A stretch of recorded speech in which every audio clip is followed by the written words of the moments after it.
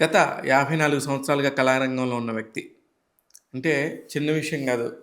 ఆ వ్యక్తి 350 సినిమాలకు పైగా నటించారు. చాలా చాలా పెద్ద సినిమాలు లైక్ ముఖ్యంగా 'దాసనారాయణ' గారి సినిమాలయ్యుండొచ్చు. 'కె. రాఘవేంద్ర' గారి సినిమాలయ్యుండొచ్చు. అనేక సినిమాల్లో ఆయన మెరుపులు మెరిపించారు. ఆయన ఒరిజినల్ పేరు రాజా రామ్మోహన్ రాయ్. అయితే 4 సినిమాల తర్వాత ఎందుకో సినిమాకి కొంచెం ఈ పేరు కరెక్ట్ కాదనిపిచ్చి పేరు మార్చిన ఆయన పేరుని మురళీమోహన్‌గా మార్చారు. అయితే ఇంక అప్పటి నుంచి మురళీమోహన్‌గా అందరికీ తెలుసు. మురళీమోహన్ ఇంతింతై ఒడుంతాయి అన్నట్టుగా అంచెలంచెలుగా ఎదుగుతూ ఇక్కడి దాకా వచ్చారు. కొన్ని వేల కోట్ల రూపాయల ఆస్తులు. ఎక్కడి నుంచి వచ్చాయి ఆయనకి అంత వేల కోట్ల రూపాయల ఆస్తులంటే జాగ్రత్త. సినిమా ఇండస్ట్రీలో ప్రతి ఒక్క మనిషి కూడా శాశ్వతంగా ఉండరు. ఒక ఫేమ్ అనేది ఒక టైం తర్వాత తగ్గిపోతది. అప్పుడు మళ్ళీ నీ పరిస్థితి ఏంది? నిన్ను పిలిచి అవకాశాలు ఇచ్చేవాళ్ళు ఎవరు? అని స్వర్గీయ శోభన్ బాబు గారు మురళీమోహన్ గారికి హితవు పలికారట. అది విన్న మురళీమోహన్ గారు నిజమే కదా అనుకోని జనాభా పెరుగుతారు కానీ భూమి ఎప్పటికీ పెరగదు. భూమి ఎంతుండాలో అంతే ఉంటది కాబట్టి భూమి పైన డబ్బు పెడితే ఎప్పటికైనా సరే ఆ జనాల అవసరాల కోసం భూమి దగ్గరికే వస్తారు కాబట్టి రియల్ ఎస్టేట్‌లో నా డబ్బు పెట్టాలని జెప్పేసి అప్పటినుంచే ప్రణాళిక సిద్ధం చేసుకున్నారు. అలా ప్రణాళిక సిద్ధం చేసుకున్న తర్వాత మీ అందరికీ తెలుసు ఒక్కొక్కటిగా అనేక రియల్ ఎస్టేట్ వెంచర్‌లు వేసిన సంగతి ప్రపంచం మొత్తానికి తెలుసు. జైబేరి అనే ఒక సంస్థని స్థాపించి 25 సినిమాలకు పైగా నిర్మించారాయన మురళీమోహన్ గారు. అలాగే Jayabheri real estate, Jayabheri infra ఇలాగ చాలా, చాలా బిజినెస్‌లు గూడా చేస్తా ఉన్నారు. ముఖ్యంగా ఆయన నట జీవితంలో 1973 సంవత్సరం గురించి చాలా మంచిగా చెప్పుకోవాలి. కారణం ఏందంటే అంతకు ముందు కూడా ఆయన నాటకాలు అయన్నీ వేసుకుంటా తన బిజినెస్‌లు తను చూసుకుంటా ఉండేవారు. అలాంటి టైంలో ఆయనకి ఈ నాటకాలు కాదు, సినిమాల్లో కూడా నువ్వు పనికొస్తావు. నువ్వు ఎందుకు ట్రై చేయకూడదని జెప్పి ఎంతో ఉత్సాహాన్ని అందించారంట చాలామంది నిర్మాతలు. అందులో ముఖ్యంగా అట్టూరి పూర్ణచంద్రరావు గారని ప్రముఖ నిర్మాత. ఆయన అమితాబ్ బచ్చన్ గారితో, చిరంజీవి గారితో, రజనీకాంత్ గారితో అనేక సినిమాలు చేసిన వ్యక్తి అనే సంగతి అందరికీ తెలిసిందే. ఆయన ఒక అవకాశం ఇస్తే 'జగమే మాయ' అనే ఒక సినిమా ద్వారా 1973లో తెలుగు చిత్ర సీమలో హీరోగా పరిచయమయ్యారు మురళీమోహన్ గారు. ఇంక అక్కడి నుంచి ఆయన వెనుదిరిగి చూసుకోలేదు. ఇక మిగతా కథంతా అందరికీ తెలిసిందే. మధ్యలో రాజకీయాల్లో కూడా ఉన్నారు.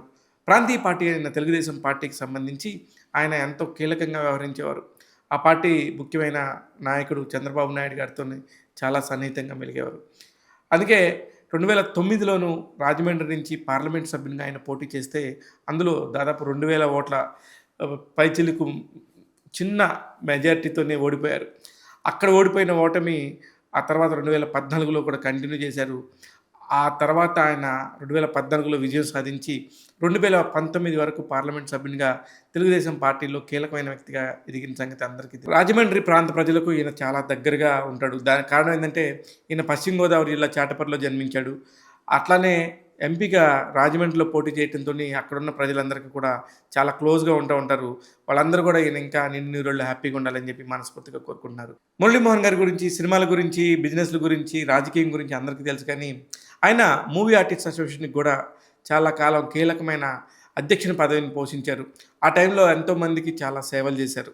చాలా కార్యక్రమాలు చేస్తూ ఎప్పుడూ సినిమా నటీనటులందరితోని చాలా దగ్గరగా ఉండి వాళ్ళకి కావాల్సిన తనకి చేతనైనంత సాయం చేయడానికి ఎప్పుడూ ముందుండేవారు.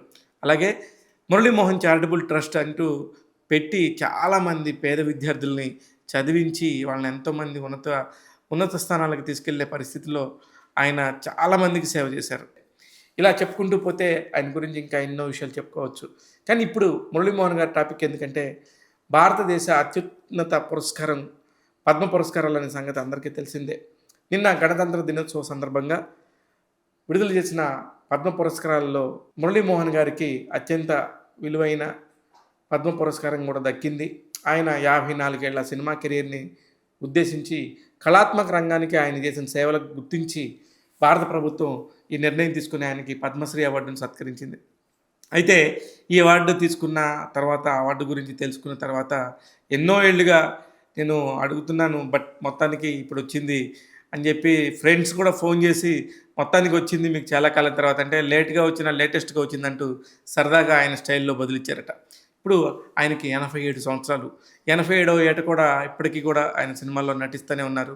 మొన్న ఈ మధ్య విడుదలైన 'అఖండ 2' సినిమాలో కూడా బాలకృష్ణ హీరోగా, బోయపాటి శ్రీను గారి దర్శకత్వంలో వచ్చిన ఆ సినిమాలో కూడా చాలా ఒక కీలకమైన పాత్రలో నటించి తనకి నటన మీద ఉన్న మక్కువని ప్రదర్శించారు.